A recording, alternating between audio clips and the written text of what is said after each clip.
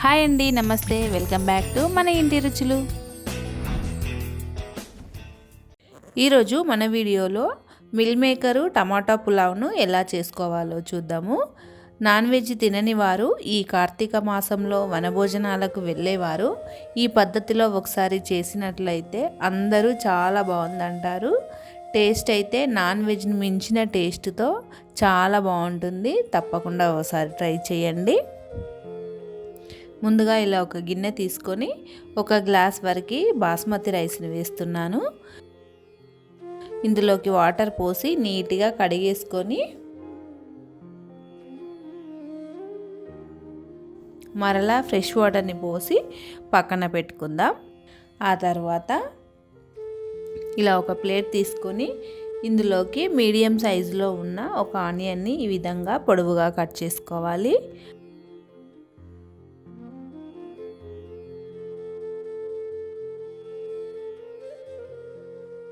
అలాగే ఇలా బాగా పండిన 2 టమాటాలను తీసుకొని ఈ విధంగా పొడవుగా కట్ చేసుకొని పెట్టుకోవాలి.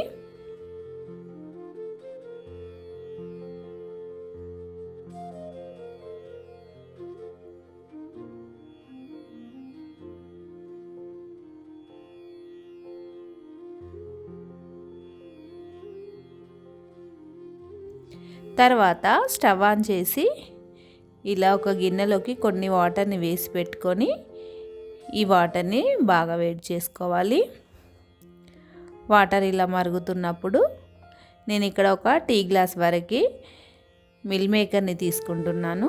వీటిని వాటర్లో వేసి ఇలా ఒకసారి అంతా కలిపేసుకొని ఈ గిన్నెను పక్కన పెట్టేసుకుందాం.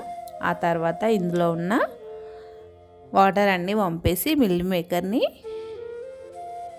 బాగా పిండుకొని పక్కన పెట్టుకోవాలి. తర్వాత ఇలా వేరొక గిన్నె పెట్టుకొని ఆయిల్ వేసుకుందాం. ఆయిల్ వేడైన తర్వాత ఇలా ఆనియన్స్ని వేసి ఫ్రై చేసుకోవాలి. ఆనియన్స్ ఈ విధంగా కాస్త ఫ్రై అయిన తర్వాత ఇందులోకి హోల్ బిర్యానీ మసాలాలు ఉంటాయి కదా, అవన్నీ వేసుకోవాలి. ఆ తర్వాత ఇలా అంతా ఓసారి కలిపేసుకొని ఆ తర్వాత ఒక స్పూన్ వరకు అల్లం వెల్లుల్లి పేస్ట్ వేసుకోవాలి. అలాగే కొద్దిగా కొత్తిమీర వేసి అంతా ఇలా బాగా కలిసేలాగా కలుపుకోవాలి. ఇలా అంతా కలుపుకున్న తర్వాత ఒక్క చిటికెడు పసుపును వేసుకోవాలి ఇందులోకి. ఇప్పుడు వీటన్నింటిని ఇలా కలుపుకొని ఆ తర్వాత ఇలా మిల్ మేకర్ని వేసుకోవాలి. ఇలా ఒకసారి కలుపుకున్న తర్వాత మనం ముందుగా కట్ చేసి పెట్టుకున్న టమాటాలను కూడా వేసుకోవాలి. ఇలా అంతా ఓసారి కలిపేసుకొని మూత పెట్టి 1 లేదా 2 నిమిషాలు వీటిని బాగా ఫ్రై చేసుకోవాలి. ఆ తర్వాత ఇలా మూత తీసి ఇందులోకి తినే కారాన్ని బట్టి కారం వేసుకోండి. నేను ఇక్కడ 1 స్పూన్ వరకు ఇలా కారాన్ని వేస్తున్నాను. అలాగే రుచికి తగ్గట్టు సాల్ట్ కూడా వేసుకోవాలి. 1/2 స్పూన్ వరకు ఇలా గరం మసాలాని వేసుకోవాలి. ఆ తర్వాత ఒక 2 స్పూన్ల వరకు పెరుగుని వేసి అంతా బాగా కలిసేలాగా కలుపుకోవాలి.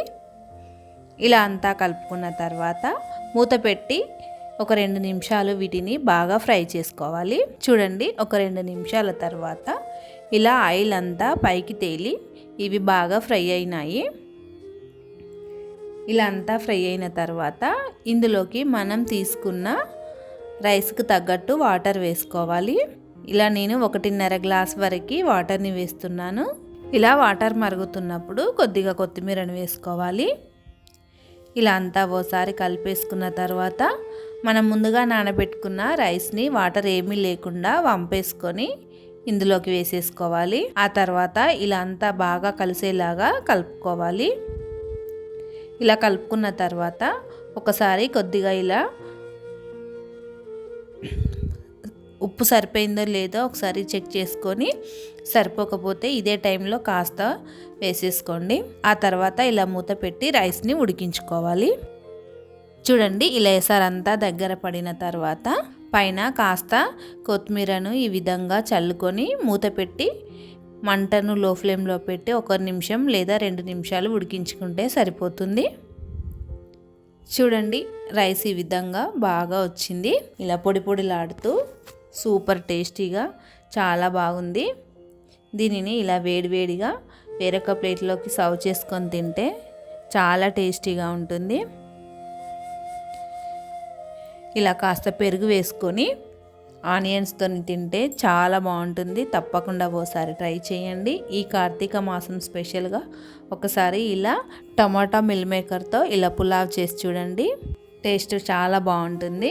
అంతే అండి, ఎంతో ఈజీగా చేసుకునే ఈ రెసిపీ మీకు నచ్చినట్లయితే మీ ఫ్యామిలీ అండ్ ఫ్రెండ్స్కి షేర్ చేసి మన ఛానల్ని సబ్స్క్రైబ్ చేసుకోండి. Thank you for watching.